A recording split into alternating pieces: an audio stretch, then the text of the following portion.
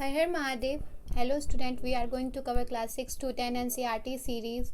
In our series, we firstly cover class 6 history book. We already covered lesson 1 of this book. So today we cover lesson 2 from hunting gathering to growing food. तो हम सब इस chapter में ये जानेंगे कि उस समय के पर्सन हंटिंग गैदरिंग के बाद अब फूड ग्रोइंग करना स्टार्ट किए. The earliest people were they on the move. क्यों वो जो अर्लीस्ट पीपल थे वो मूव किए? तो we know about the people who lived subcontinent as early as 2 million years ago. तो वो सब इंसान जो बहुत पुराने थे, जो बहुत पुराने समय से इस सब कॉन्टिनेंट पे रहते थे, वो 2 मिलियन ईयर्स अगो इस कॉन्टिनेंट पे रहते थे. तो वो कौन थे? वो हंटर गैदर थे. वो who is they are hunter gather. The name come from the way in which they got their food. वो क्यों उनका नाम इस चीज़ पे पड़ा कि वो हंटर गैदर हैं? क्योंकि वो अपने फूड की तलाश कर रहे थे. तो हंटिंग गैदरिंग के हिसाब से ही वो अपने फूड को तलाशते थे, तो इसीलिए उनका नाम हंटर एंड गैदर रखा गया. Generally, they hunted wild animals, caught fish and birds, gathered fruits, roots, nuts, seeds, leaves, stalks and eggs. तो जनरली वो ये सब चीज़ को हंट करते थे. Hunter gather move from place to place. There are many reasons for this. वो बहुत सारी कारण थी जिसकी वजह से वो एक जगह से दूसरी जगह मूव करते थे. There are many reasons. तो इसमें बहुत सारे रीजन क्या क्या थे, अब हम सब वो जानने का कोशिश करेंगे. तो फर्स्टली क्या था? तो फर्स्टली वो एनिमल रिसोर्स के लिए मूव करते थे, प्लांट रिसोर्स के लिए मूव करते थे, वो अपने खाने के लिए मूव करते थे. तो फर्स्टली हम सबको ये समझ में आता है कि इन सर्च ऑफ फूड. वो क्यों मूव करते थे? In search of food.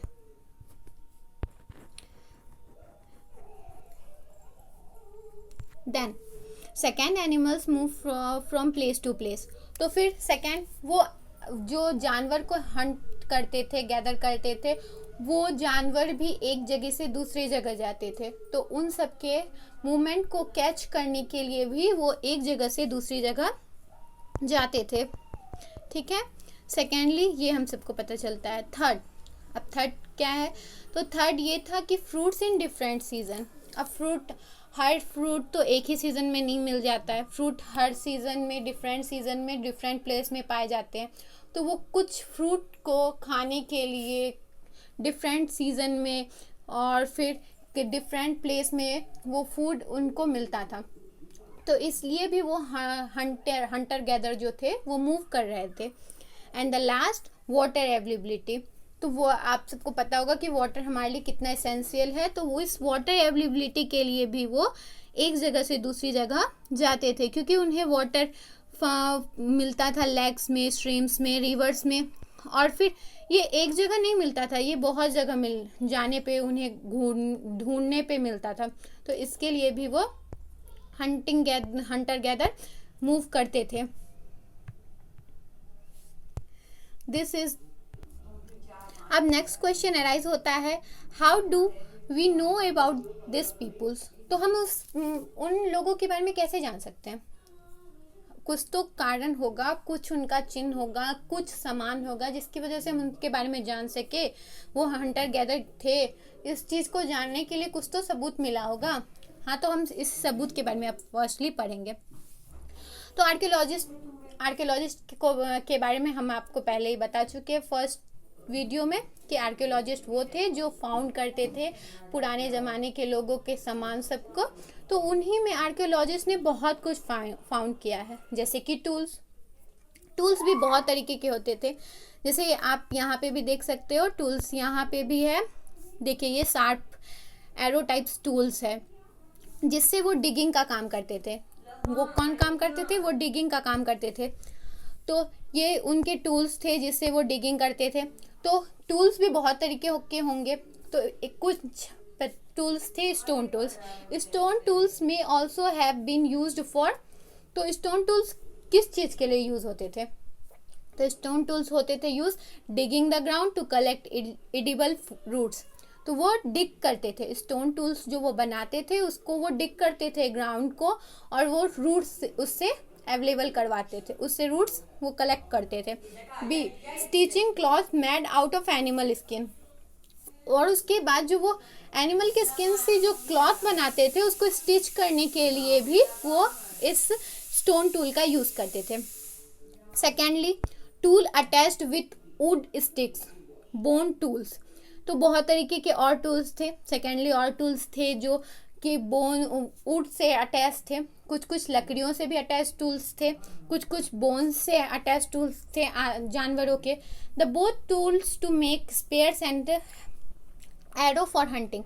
तो वो दोनों टूल्स का वो किस चीज़ में प्रयोग करते थे, वो वुड वाला और वो बोन वाले टूल्स का वो प्रयोग अपने वो एरो बनाने में और स्पेयर्स बनाने में करते थे for hunting. Secondly choosing a place to live in. तो वो अब किस प्लेस पे रहते, इस चीज़ का अब उनको को जानने के लिए ये था कि हम किस जगह पे रहें जो हमारे लिए अच्छा हो रहने के लिए। तो इसमें भी बहुत तरीके की जगह है। तो फर्स्टली हम सब जानेंगे कि वो कहाँ कहाँ रहना प्रेफर करते थे। देखिए यहाँ पे जितने भी प्लेस ये रेड एरो से मार्क किए हुए हैं, वो सब वहाँ पे रहना प्रेफर करते थे, जैसे कि भीमबेटका, फिर Kurnool caves and many more. यहाँ आप देख सकते हैं इस फिगर में कि ये सब जहाँ पे भी रेड एरो बना हुआ है वहाँ पे वो सब रहना प्रेफर करते थे। और यहीं पे हंटर गैदर का बहुत सारा फाउंड मिला है। हंटर गैदर का वहीं से बहुत ज़्यादा आर्कियोलॉजिस्ट को मिला है कि वहीं से उन सबको टूल्स मिला है कि हाँ यहाँ हंटर गैदर रहते थे। तो हंटर गैदर क्यों रहते थे, कुछ तो इसमें रीज़न होगा। फर्स्टली हमें उसका रीज़न जानने की ज़रूरत है। तो टूल्स बहुत इंपॉर्टेंट थे उनके लिए, टूल्स को फाइंड करने के लिए। Many sites were located near source of water such as rivers and lakes. ये जो जगह है भीमबेटका या कुरनोल केव्स, ये सब ऐसी जगह है जहाँ पे उन्हें आसानी से पानी मिल जाता था, रिवर मिल जाता था, लेक्स मिल जाता था। जिस पानी का वो खोज करते थे, घूमते थे, तो वो पानी अगर उनको आसानी से कहीं पे मिल रहा है तो वो वहीं पे रहेंगे। ये एक लॉजिकल बात है। तो इसलिए भी वो वहाँ पे रहना स्टार्ट किए। As stone tools were important, people tried to find a place where good quality stones was easily available. और फिर ये एक ऐसा प्लेस भी था जहाँ पे उनको गुड क्वालिटी का स्टोन्स भी बहुत आसानी से अवेलेबल हो जाता था, जिससे वो अपना टूल्स बनाते थे। और फिर इसका हम सबको कैसे पता चलता है कि वो भीमबेटका में रहते थे, तो इसका बहुत सारा यहाँ पे पता चलता है। Rock painting and what they tell us. Rock painting वहाँ पे किए थे, जिससे हम सबको पता चलता है कि वो भीमबेटका में रहते थे। और उस भीमबेटका में उन्होंने बताया था कि वो एक हंटर गैदर थे। कैसे, वो अपने पेंटिंग के हिसाब से वो ऐसे पेंटिंग बनाते थे कि जिससे पता चले कि देखिए यहाँ पे जैसे आपको देख के पता चल रहा होगा कि ये कोई पर्सन है और ये कोई एनिमल है। जो एनिमल रन कर रहा है तो ये पर्सन उसको पीछे से भगा रहा है ताकि उसको मार सके और उसको खा सके। तो इससे वो चीज़ ये बता रहे थे कि वो हंटर गैदर थे और वो आदमी सबको खाते, वो जानवर सबको पकड़ के और फिर उनको खाते थे। तो देखिए यहाँ पे भीमबेटका के बारे में दिया हुआ है। Bhimbetka in the present day Madhya Pradesh जो प्रेजेंट डे में है वही है भीमबेटका। तो भीमबेटका में बहुत सारे केव्स और रॉक के शेल्टर मिले हैं जहाँ पे वो रहते थे। वो people close this natural caves because they provide shelters from the rain, heat and wind. क्यों वो रहते थे? क्योंकि उन्हें शेल्टर मिलता था। क्योंकि जो नेचुरल थिंग्स होते हैं, नेचुरल थिंग्स जैसे रेन्स, डिजास्टर, हीट, विंड, उस सब से बचने के लिए, वो खुद को बचाने के लिए वो उस शेल्टर में रहना प्रेफर करते थे, रॉक शेल्टर में। और ये शेल्टर कहाँ था? नर्मदा वैली के पास। तो हम पहले ही बता चुके हैं आपको कि उन सबको वाटर की अवेलेबिलिटी थी, तो वो वाटर की अवेलेबिलिटी के लिए वो उस जगह को प्रीफर करते थे जहाँ पे उन सबको पानी भी अच्छे तरीके से मिल जाए, तो वो ऐसा रॉक ढूंढते थे, रॉक शेल्टर ढूंढते थे जहाँ पे उनको पानी भी ईजिली अवेलेबल हो सके। ठीक है। Sites are place where the remaining of things, tools, ports, building etc are found. तो ये साइट्स क्या थे? ये साइट्स ऐसी जगह थे जहाँ पे उन्हें टूल, पोर्ट्स, बिल्डिंग्स etc मिले हैं। ठीक है। They were made, used and left behind by peoples. तो ये सब बनाए गए थे, यूज़ किए गए थे और छोड़ दिए गए थे उन सब जमाने के आदमियों के द्वारा। This may be found on the surface of the earth, buried under the earth or sometimes even under water. तो ये कहाँ मिले हैं? ये साइट्स कहाँ मिले हैं? कभी कभी तो वो सरफेस ऑफ द अर्थ मिले हैं, कभी कभी वो समटाइम्स इवन अंडर वाटर भी मिले हैं। बहुत तरीके से बहुत जगह पर वो सब चीज़ फाउंड हुए हैं। Finding out about fire. अब फायर के बारे में फर्स्टली आपको पता होगा कि फायर की डिस्कवरी भी उन्हीं ज़माने में उन्हीं अर्ली मैन द्वारा हुआ है। तो हम सब अब जानेंगे कि फाइंडिंग आउट अबाउट फायर को कैसे उन्होंने डिस्कवर किया। Find the Kurnool caves on map 2 page 13। अब देखिए फॉर 1 सेकेंड। कुर्नोल केव्स, ये जो कुर्नोल केव्स था हम आपको बता रहे थे, कुर्नोल केव्स यहीं पे उन्हें फर्स्टली फायर मिला था। Traces of ash has been found here, क्योंकि वो फर्स्टली यहीं पे फायर डिस्कवर किए थे, तो यहाँ पे राख, ट्रेसेस ऑफ एस यहाँ पे फाउंड हुए हैं। तो इससे पता चलता है कि उन्होंने पहली बार फायर यहीं पे फाइंड किए थे। This suggest that the people we are familiar with the use of fire, क्योंकि इससे ये पता चलता है कि वो यूज़ करते थे फायर का, क्योंकि उनको फायर के बारे में पता था। तो ठीक है, fire could have been use for many things. तो फिर फायर का यूज़ क्यों करते थे? क्योंकि फायर बहुत तरीके की चीज़ में यूज़ हो सकता है, जैसे कि सोर्स ऑफ लाइट हो सकता है, रोस्ट मीट हो सकता है, या फिर जंगली जानवर को डराने के लिए भी फायर यूज़ हो सकता है। अब देखिए यहाँ पे नेम्स एंड डेट्स के बारे में दिया गया है। नेम्स एंड डेट्स क्या है? नेम्स एंड डेट्स है archaeologist have given lengthy names for the time that we are studying. They call the earliest period as palaeolithics. तो वो आर्कियोलॉजिस्ट जिस पीरियड के बारे में हम सब पढ़ रहे हैं उनको एक बहुत लेंथी नेम दिए हैं जिनका नाम है पैलियोलिथिक्स, पूर्व पाषाण काल। This comes from 2 Greek word, palaeo meaning old and lithos meaning stone. तो ये ग्रीक वर्ड से निकला है, जिसमें पैलियो का मीनिंग है ओल्ड एंड लिथोस का मीनिंग है स्टोन, ओल्ड स्टोन, जिसको शुद्ध हिंदी में आप सब बोल सकते हैं पूर्व पाषाण काल में ये फाउंड हुआ है। The names point to the important of find of stone tools. The palaeolithic period extend from 2 million years ago to 12,000 years ago. तो पैलियोलिथिक पीरियड कब कितने से कितने तक एक्सटेंड हुआ है? तो ये एक्सटेंड हुआ है 2 million years ago to 12,000 years अगो।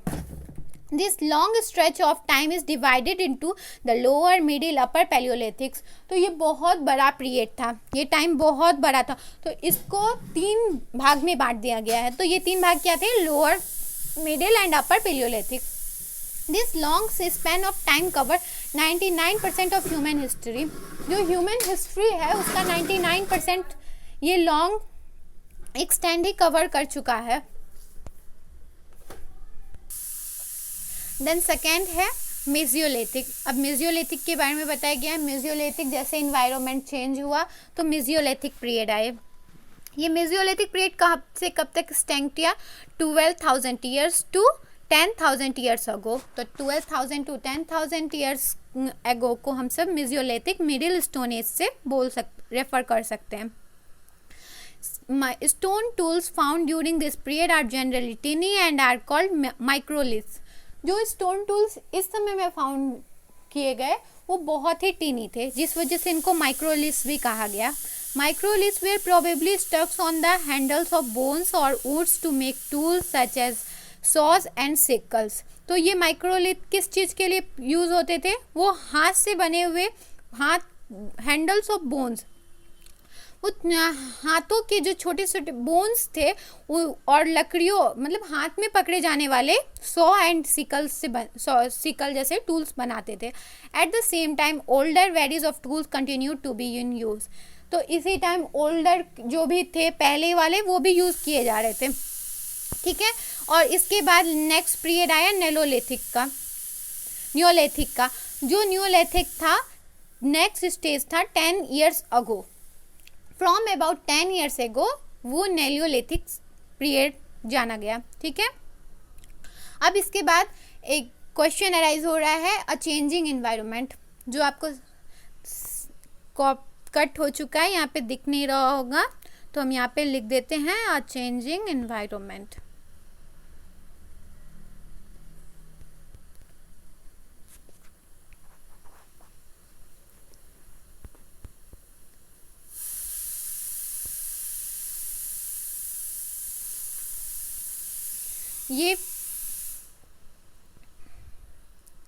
हाँ ठीक है, तो ये जो पार्ट है, ये पार्ट यहाँ से यहाँ तक का ये चेंजिंग इन्वायरमेंट के लिए है। अब क्या हुआ था, इन्वायरमेंट चेंज हो रहा था। Around 12,000 years ago there were major changes in the climate of the world with a shift of relatively warm condition. In many areas this led to the development of grassland. तो ये जो climate change हो रहे थे ये warm condition के लिए, warm condition to shift हो रहे थे। तो ये वार्म कंडीशन किस लिए अफेक्टेड थे, ग्रासलैंड। इसकी वजह से किस चीज़ का डेवलपमेंट हुआ, ग्रासलैंड का। तो इससे क्या हुआ, इससे increase number of deers, antelopes, goats, sheeps, cattles etcetera animals that survived on grass. जो एनिमल जो सर्वाइव कर सकते थे ग्रास पे उन सभी का इस समय में बहुत ज़्यादा इंक्रीज हुआ number. Those who hunted this animals now followed them. तो फिर जो इंसान इस एनिमल सबको हंट कर रहे थे वो सब इनको फॉलो करने लगे और फिर इनके खोज में एक जगह से दूसरी जगह भटकने लगे, जो इनका काम था, ठीक है। Learning about their food habits and their breeding seasons. तो उनके फूड के बारे में, उन जानवरों के फूड के बारे में, उनके हैबिट के बारे में, उनके ब्रीडिंग सीजन के बारे में जानने के लिए वो उनके साथ मूव करना स्टार्ट किए।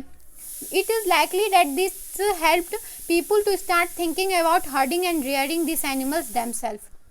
तो इससे वो सब खुद से ही इन जानवरों को हर्ट करने के लिए, रेयर करने के लिए खुद से ही सोचना स्टार्ट कर दिया। Fishing also become important. इसी समय में फिशिंग बहुत इम्पॉर्टेंट हो गया था। The beginning of farming and herding. अब क्या हुआ, अब हंटर गैदर अब फार्मिंग और हर्डिंग करना स्टार्ट किए। This was also a time when several grains bearing grasses including wheat, barley and rice grew naturally in different parts of the subcontinent. तो ये एक ऐसा पीरियड आ गया जिस टाइम में खुद ब खुद बहुत तरीके के अनाज भी अपने आप उगने लगे सब कॉन्टिनेंट में।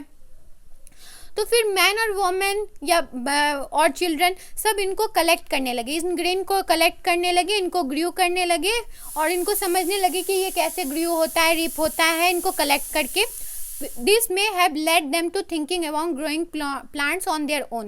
तो इससे उन सबको क्या पता चला कि कैसे वो ये सब ग्रेन सबको ग्रो कर सकते हैं। In this way people become farmer. और इसी प्रकार से वो जो हंटर गैदर थे वो फार्मिंग और हंटिंग के काम में जुड़े और वो फार्मर्स बने। People could also attract and then tame animals by living food for them near their shelters. उसके बाद पीपुल ने स्टार्ट किया अपने एनिमल सबको टेम करना अपने शेल्टर के पास। The first animal to be tamed was the wild ancestor of the dogs. इसलिए हम सब कहते हैं कि डॉग जानवरों का सबसे पहला पालतू जानवर, आदमियों का सबसे पहला पालतू जानवर है, क्योंकि सबसे पहले जब ये अर्ली मैन भी थे तो ये इन्होंने सबसे पहले वाइल्ड एंसेस्टर ऑफ डॉग को अपना पहला टेम्ड एनिमल बनाया। Later people encourage animal that were relatively gentle to come near the camps where they lived. उसके बाद बहुत सारा जेंटल एनिमल सबको भी वो अपने कैंप्स के नियर जो आते थे उन सबको भी अपना रेयर करना स्टार्ट किए। उन एनिमल्स में थे सीप, got, cattle, also the pig lived in hertz and most of them at grass. तो ये कौन कौन से जानवर थे जो ज़्यादातर ग्रास को ईट करते थे, वो सब ज़्यादा इसके बाद जानवर सबको उन्होंने अपना टेम्प्ट करना स्टार्ट किया, डोमेस्टिक करना स्टार्ट किया। Often people protected this animals from attacks by other wild animal, और उसके बाद वो इन जो जानवर सब थे, जो ग्रास ईटिंग जानवर थे, इनको वो वाइल्ड एनिमल से भी प्रोटेक्ट करना स्टार्ट भी कर दिए। This is how they become herders, इससे ये क्या हुए, ये उसके बाद हर्डर्स बने। ठीक है, अब देखिए डोमेस्टिकेशन क्या होता है। डोमेस्टिकेशन मतलब कि वही जो जानवर सबको, जो पहले के आदमी सब थे, जो आदमी जानवर सबको जो डोमेस्टिकेट करते थे, मतलब अपने पास रखते थे और उसके बाद उन सबको, तो यहाँ से डोमेस्टिकेशन का प्रोसेस स्टार्ट हुआ।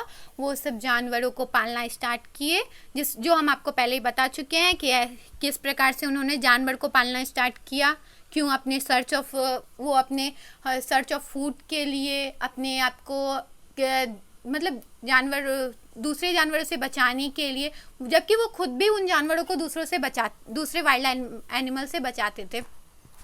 और फिर उनके जैसे कि सिप का ऊल लेने के लिए, गॉट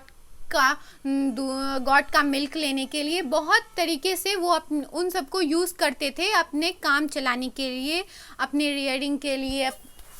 तो इस प्रकार से उन्होंने डोमेस्टिकेशन स्टार्ट किया। ठीक है, a new way of life, अब एक नया तरीका, उनके जीवन का एक नया चीज़ स्टार्ट हो गया, एक नया तरीका स्टार्ट हो गया, नया तरीके से जीना इन सबके लाइफ में स्टार्ट हो गया। तो वो क्या था, if you plant a seeds you will notice that it takes some times to grow, this may be for several days, weeks, months, and in some cases years. When people began growing plants, it means that they have stayed in the same place for a long time. देखिए, अगर आप कोई plant को grow करेंगे तो आपको पता चलेगा कि वो प्लांट को ग्रो करने में बहुत टाइम लगता है, उसको सीड लगाना पड़ता है, उस पर पानी देना पड़ता है, सनलाइट चाहिए, और वो 1-2 दिन का प्रोसेस नहीं है, बहुत लंबा प्रोसेस है।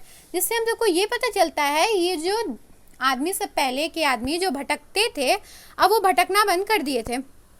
क्यों? क्योंकि वो सब अब फूड ग्रो कर रहे थे, अब वो सब फूड सबको ग्रो कर रहे थे। और फूड ग्रो करना 1 दिन या 2 दिन का बात नहीं है, इसके लिए बहुत सारा मंथ लगता है, वीक्स, मंथ बहुत सारा लगता है। तो इससे ये पता चलता है कि उसमें वो वाटरिंग, उसको वीडिंग, और वो जानवर और फिर पक्षियों से बचाने के लिए वो वहीं रहने लगे और वो सेटल हो गए वहाँ पे। वो इससे ये पता चलता है, जो हंटर गैदर घूम घूम के अपने खाना को कलेक्ट करते थे, अब वो सेटल हो गए, एक जगह सेटल होकर वहाँ पे ग्रो करने लगे खाना और वहीं पे रहना स्टार्ट कर दिए।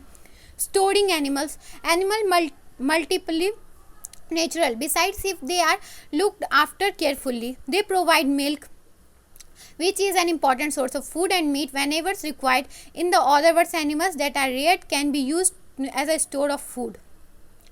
तो ये सब एनिमल भी, हम सब वो एनिमल भी स्टोरिंग करना स्टार्ट किए। क्यों? एनिमल स्टोरिंग से उन सबको क्या मिल जाता था, उनसे जैसे कि सिप से वूल मिल जाता था, उनके खाने का स्रोत बन जाता था, उनसे मीट मिल जाता था, जो चीज़ उनको रिक्वायरेशन थी, जो मिल्क की, जो उनके वूल की, वो सब वो एनिमल से उनको आराम से मिल जाता था। इसलिए उन्होंने एनिमल स्टोरिंग का भी काम स्टार्ट कर दिया। ठीक है, finding out about the first farmers and herders, अब क्या करना है, फर्स्ट फार्मर्स एंड हर्डर्स को फाउंड करना है। ठीक है, archaeologist have found evidence of early farmers and herder, archaeologist ने फाउंड किया अर्ली फार्मर और हर्डर्स के एविडेंस को। These are found all over the subcontinent. तो ये ना ऐसा नहीं है कि एक पर्टिकुलर प्लेस पे या पर्टिकुलर स्टेट पे मिला है, ये पूरे ऑल अराउंड सब कॉन्टिनेंट में मिला है। तो कुछ तो जो बहुत ज़्यादा मोर इम्पॉर्टेंट थे वो नॉर्थ वेस्ट के प्लेस पे मिले हैं, इन the present day Kashmir and in the east of south India.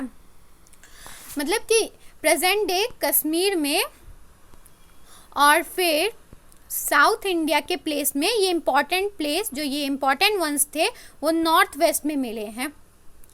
कुछ जो एविडेंस है, जो इम्पॉर्टेंट एविडेंस है, वो कश्मीर और साउथ इंडिया के प्लेस पे मिले हैं।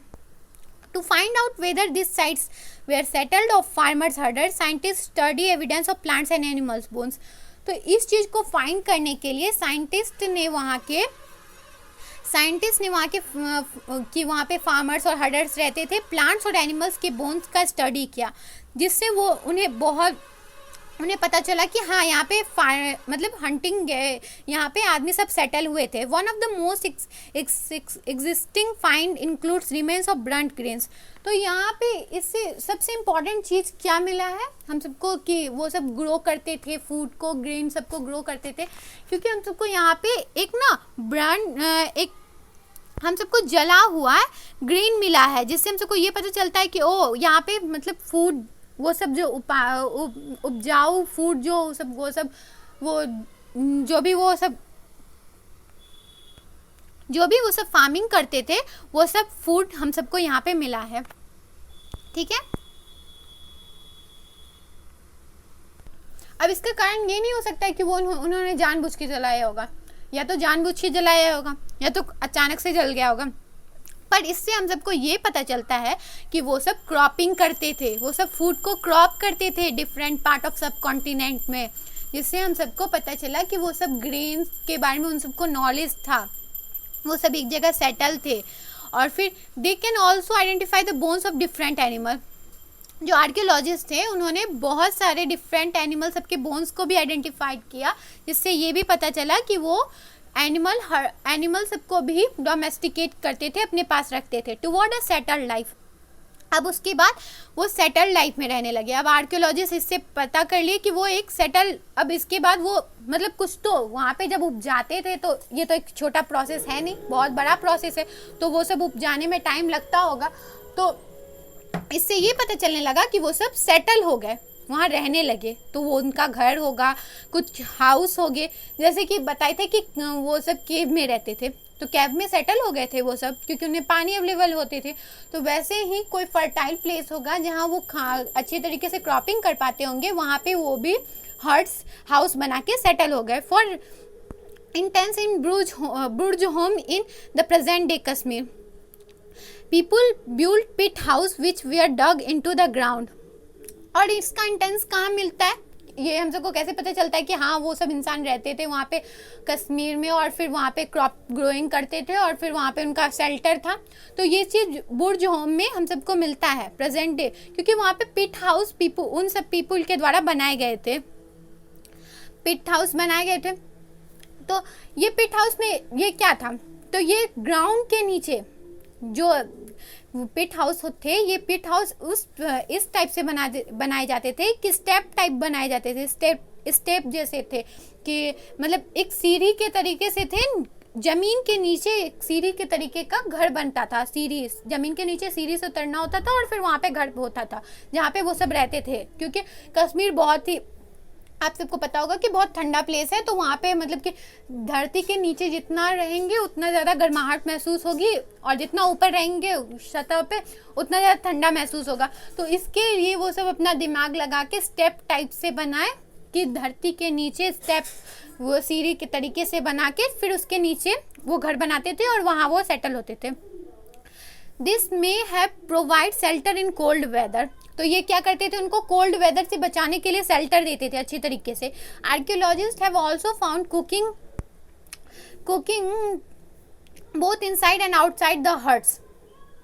तो आर्कियोलॉजिस्ट वहाँ पे कुकिंग एविडेंस पाए हैं कि हाँ मतलब वहाँ पे आदमी सब रहते थे, क्योंकि कुकिंग एविडेंस मिला है वहाँ पे कि ओ यहाँ पे आदमी सब रहे, वो खाना पकाए, जिसका एविडेंस आउटसाइड और इनसाइड दोनों हट्स जो वो बनाए थे, उनके दोनों आउटसाइड और इनसाइड दोनों जगह पे मिले हैं। जिससे ये पता चलता है कि वो डिपेंडिंग ऑन वेदर थे, people who could cook for either indoors और आउटडोर्स। वो वेदर के हिसाब से या तो इंडोर बनाते थे या तो आउटडोर खाना वो बनाते थे। वो सब पिट हाउस बनाए थे, देखिए यहाँ पे दिया हुआ है वार्डरोब पिट हाउस, तो वो पिट हाउस बनाए थे। तो इसका एविडेंस उस सब चीज़ से मिला है। अब देखिए, अब एक क्लोजर लुक करते हैं मेहरगढ़ की तरफ। ठीक है, मेहरगढ़ क्या है, ठीक है, मेहरगढ़ एक, देखिए यहाँ पे प्लेस आपको दिख रहा होगा, 1 सेकेंड, आपको एक प्लेस दिख रहा होगा, देखिए ये इस टाइप से था, जिस टाइप से वो रहते थे। ये हाउस है, a house in Mehrgarh, this is what a house in Mehrgarh may have look like. तो ऐसा ही हाउस था जो उस समय के लोग यहाँ पे रहना प्रेफर करते थे। और फिर इसका मेहरगढ़ में हम सबको कैसे पता चला है, क्योंकि और ना ये यहाँ पे ब्यूरियल ऑफ मेहरगढ़, यहाँ पे पता चलता था कि वो आदमी सबको ना जानवर के साथ जला दिया जाता था। मेहरगढ़ में कुछ कुछ ऐसे इंसिडेंट फाउंड हुए हैं जहाँ पे आदमी के साथ जानवर को भी, उनका जो पालतू जानवर था जो रेयर करते थे उनको भी उनके साथ ना डिग कर दिया जाता था, उसके साथ भी उसको भी वहीं पे जहाँ पे वो आदमी मर जाते थे तो उनको रख दिया जाता था, तो वहीं पे उन जानवरों को भी डाल दिया जाता था, उन्हीं के साथ ये काम किया जाता था। ठीक है, यही मिलता है हम सबको मेहरगढ़ में कि मेहरगढ़ में ऐसे रेक्टेंगुलर, मेहरगढ़ में जानने के लिए दो ही चीज़ इंपॉर्टेंट है कि एक रेक्टेंगुलर इस टाइप से उनको हाउस मिलते थे, रेक्टेंगुलर हाउस थे, और फिर ये एक एविडेंस मिलता है कि उनको वो साथ में जला दिए जाते थे, जानवर सबको आदमी के साथ वहाँ पे गाड़ दिया जाता था। ये दोनों एविडेंस है मेहरगढ़ के लिए। अब देखिए, अब एक और है, ये है केव पेंटिंग इन फ्रांस। अब ऐसा नहीं है कि सिर्फ यहाँ पे इंडिया सब कॉन्टिनेंट में ही हम सबको केव पेंटिंग मिला है, ऐसी बहुत जगह है अदरवाइज और कंट्रीज़ में भी जहाँ पे भी केव पेंटिंग मिले हैं। तो ये केव पेंटिंग कहाँ पे मिले हैं? फ्रांस में मिले हैं। अब आप सबका एक काम है कि आप सब एटलस में फ्रांस को फाउंड करेंगे। ठीक है, देखिए अब ये पेंटिंग क्या बता रहे हैं, ये पेंटिंग एक केव में बनाया गया है, फ्रांस के एक केव में ये पेंटिंग बनाया गया है, और ये पेंटिंग बहुत ही पुराना है, लगभग 20,000 से 10,000 साल पहले का, इतना पुराना पेंटिंग वहाँ पे फ्रांस में फाउंड हुआ है। Many of this were of animals such as wild horse, aurochs and older wild form of cattles, bison, woolly, rhinoceros, reindeers and bear painted in bright colour. तो इसमें से बहुत सारे एविडेंस इन वाइल्ड एनिमल सबका है जो bright colour से paint किए गए हैं। This colours were made from minerals like ओकेट्स और आयरन और एंड कैरोकॉल। तो ये कलर्स किससे फाउंड हुए हैं? ये मिनरल्स थे, मिनरल्स जैसे आयरन और थे, उन सब से ये कलरफुल वो पेंटिंग जो बनाते थे उसके केव पे जो पेंटिंग करते थे वो उन सबको कलरफुल बनाने के लिए इन सब मिनरल्स का यूज़ करते थे। ये सब कुछ फेस्टिवल ओकेजन सबका भी, सेरेमोनियल ओकेजन सबको भी दिखाने का इसमें कोशिश किया गया है। ठीक है, इससे हम सबको फ्रांस के वाले से इससे ये पता चलता है कि इंडिया की तरफ फ्रांस में सिर्फ नॉर्मल फिगर नहीं बनाया जाता था। देखिए एक सेकेंड आप सबको हम दिखाते हैं, इंडिया में देखिए फिगर कैसे बनता था। फर्स्टली इंडिया में नॉर्मल, देखिए इंडिया में नॉर्मल फिगर बनता था, यहाँ पे कोई भी जानवर सबको उतना ज़्यादा ये नहीं कर रहा था, मतलब बस ड्राइंग कर दिया जाता था। ठीक है, बट यही फ्रांस में देखिए तो फ्रांस में मिनरल्स सबका यूज़ करके कितना कलरफुल पेंटिंग बनाया जाता था, और ये सेरेमोनियल भी हो सकता था, ओकेजनली पेंटिंग होता था। ये सेरेमोनियल और ओकेजनल पेंटिंग था, ये पॉसिबल था कि दिस पेंटिंग वेयर सेरेमोनियल और ओकेजन था, और ये पेंटिंग डिफरेंट था। ये जैसे कि वाइल्ड एनिमल्स ज़्यादा करके दिखाए जा रहे थे, इसमें वाइल्ड एनिमल सबको ही ब्राइट कलर से पेंट किया जा रहा था। ठीक है, देखिए अब ये नियोलिथिक साइट्स, अब नियोलिथिक साइट्स यहाँ पे तुर्की में भी मिले हैं। आप सबका आज का वर्क है कि आप सब इसको अच्छी तरीके से पढ़ेंगे, और कीवर्ड जितने भी यहाँ दिए हुए हैं उनको अच्छी तरीके से पढ़ेंगे, जैसे Hunter gather sites, habitation, factory, Palaeolithic, Mesolithic, माइक्रोलिथिक्स, domestication, farmer, herders, Neolithic, burials, ये सब कुछ हम बता चुके हैं। इसको अच्छी तरीके से समझेंगे और इसको अच्छी तरीके से पढ़ेंगे। ठीक है, और अगर आपको अच्छी तरीके से ये चैप्टर समझ में आया है तो आप इसके ऑब्जेक्ट क्वेश्चन आंसर को आप बनाने का कोशिश करना, यह क्वेश्चन आंसर। ठीक है, और ये सबसे इम्पॉर्टेंट है, ये पीरियड को याद करना। ठीक है, दिस इज़ वेरी इंपॉर्टेंट, इसको याद कर लेना। Thank you. आई होप कि आप सबको अच्छी तरीके से समझ में आया होगा। कोई प्रॉब्लम होगा तो कमेंट में बताना। Thank you.